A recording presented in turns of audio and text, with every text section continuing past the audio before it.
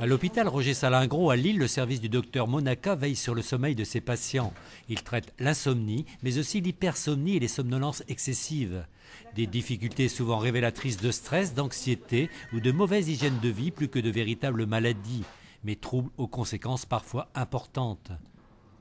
Il y a des études aux États-Unis qui ont montré que les gens en privation de sommeil, mais répétée, je sais pas, j'ai une nuit blanche, mais je dors en moyenne moins de 5 heures par 24 heures tous les jours. Ces gens-là ont 4 fois plus de risque de développer du diabète, 4 fois plus de risque de développer de l'hypertension artérielle, qui sont des maladies authentiquement sérieuses et graves. Dans la prise en charge des troubles du sommeil, l'entretien individuel a une importance toute particulière. Il permettra peut-être de déterminer l'origine des difficultés. Et quelquefois, les causes sont vite identifiées. C'est toutes nos mauvaises habitudes, le café, le thé, le tabac, la télévision, l'ordinateur tard le soir, les jeux vidéo, Internet, tout ça, ça réduit le temps de sommeil. Si l'hygiène de vie est parfois une réponse, les troubles du sommeil peuvent être aussi révélateurs de problèmes bien plus lourds. Dépression, maladies neurologiques ou psychologiques. Les solutions sont alors bien plus compliquées. Dans tous les cas, les conditions de vie et la pression de la vie moderne sont à prendre en compte.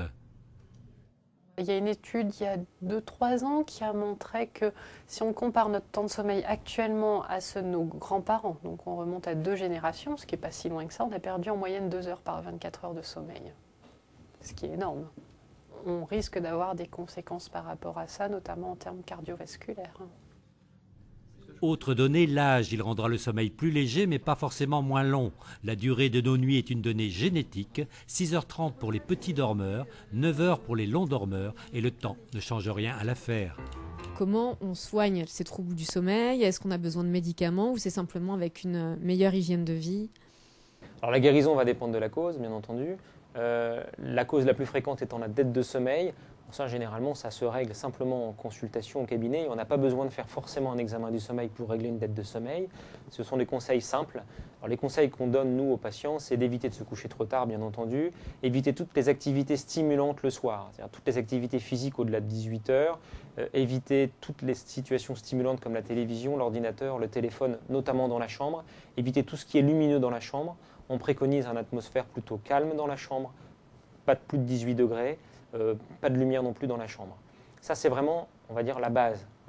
On va éviter le plus possible les médicaments, notamment les hypnotiques et les anxiolytiques, qui vont finir par provoquer une dépendance, une accoutumance, et finalement provoquer des endormissements rapides, mais des éveils très précoces, et en général aggraver l'insomnie. Merci beaucoup, docteur Gentina, pour toutes ces explications.